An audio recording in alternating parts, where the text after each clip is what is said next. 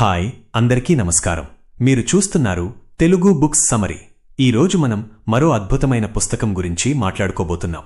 ఈ పుస్తకం మన జీవితంలో పనిచేసే విధానాన్ని పూర్తిగా మార్చగలదు. మనం నివసిస్తున్న ఈ కాలంలో ఒక విచిత్రమైన పరిస్థితి ఉంది.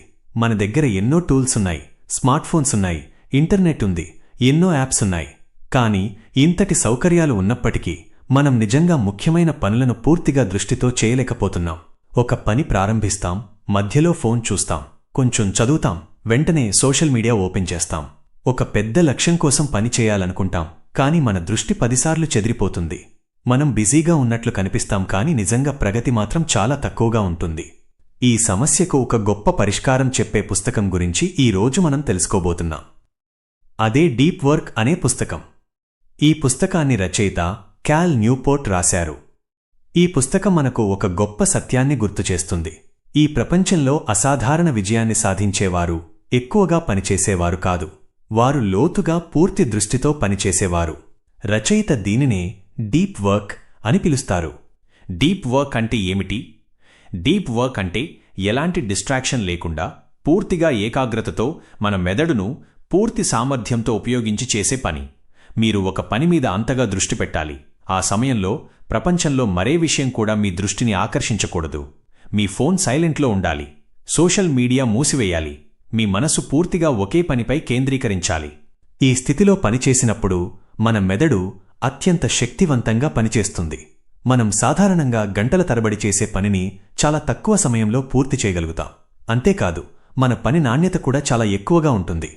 దీనికి పూర్తి విరుద్ధంగా ఉండే పని విధానాన్ని రచయిత షాలో వర్క్ అని అంటారు. షాలో వర్క్ అంటే ఎక్కువ ఆలోచన అవసరం లేని పనులు. ఉదాహరణకు, ఈమెయిల్స్ చెక్ చేయడం, సోషల్ మీడియా స్క్రోల్ చేయడం, చిన్న చిన్న మీటింగ్స్లో కూర్చోవడం, లేదా రోజంతా చిన్న చిన్న పనులతో బిజీగా ఉండడం. ఈ పనులు మనకు చాలా బిజీగా ఉన్నట్లు అనిపిస్తాయి, కానీ ఇవి మన జీవితాన్ని ముందుకు తీసుకెళ్లే పనులు కావు. ఇవి మన సమయాన్ని తీసుకుంటాయి, కానీ మన సామర్థ్యాన్ని పెంచవు. మనలో చాలామంది రోజంతా షాలో వర్క్ చేస్తూ ఉంటాం. రోజు ముగిసేసరికి మనం చాలా పని చేసినట్లు అనిపిస్తుంది, కానీ నిజంగా మన లక్ష్యానికి దగ్గరగా వెళ్లే పని మాత్రం చాలా తక్కువగా ఉంటుంది. ఈ రోజుల్లో మన దృష్టిని చెదరగొట్టే ప్రధాన కారణం డిజిటల్ డిస్ట్రాక్షన్. మన చేతిలో ఉన్న స్మార్ట్ ఫోన్ ఒక గొప్ప సాధనం, కానీ అదే సమయంలో అది మన దృష్టిని దోచుకునే ఒక పెద్ద శత్రువుగా కూడా మారింది. ప్రతి నోటిఫికేషన్ మన మెదడును ఒక పని నుంచి మరొక పనికి లాగుతుంది. మనం ఒక పని మీద ఫోకస్ చేసినప్పుడు మధ్యలో ఫోన్ చూసినా మళ్లీ పూర్తి దృష్టిలోకి రావడానికి చాలా సమయం పడుతుంది.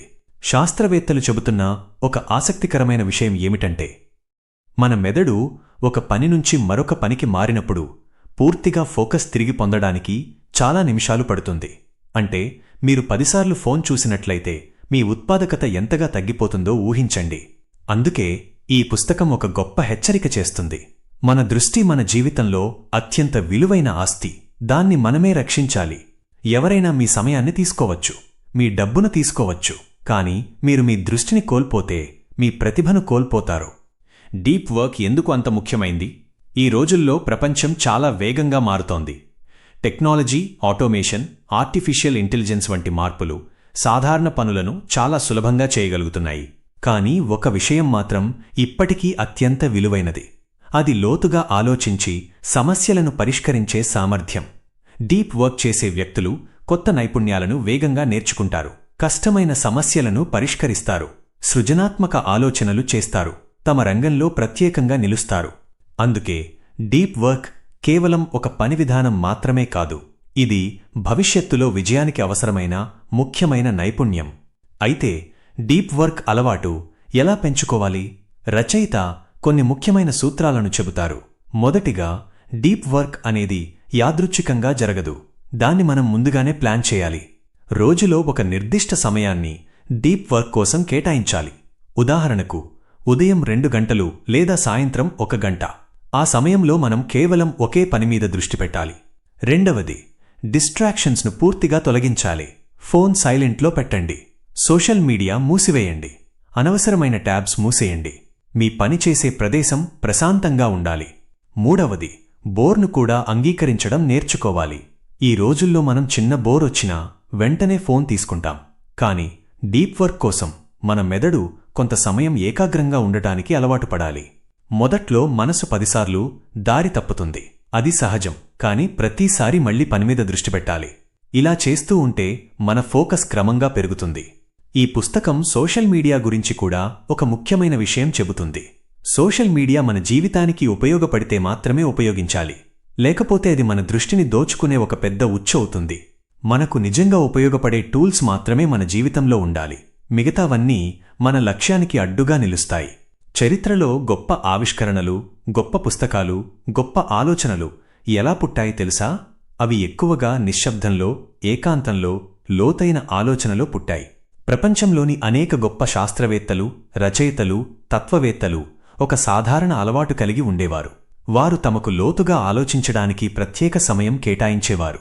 అందుకే ఈ పుస్తకం మనకు ఒక ముఖ్యమైన సందేశమిస్తుంది. మన కాలంలో అతిపెద్ద సమస్య సమయం లేకపోవడం కాదు, దృష్టి లేకపోవడం. మనకు అందరికీ రోజుకు 24 గంటలు ఉన్నాయి. కాని తేడా ఏమిటంటే ఆ సమయాన్ని మనం ఎలా ఉపయోగిస్తున్నామన్నది.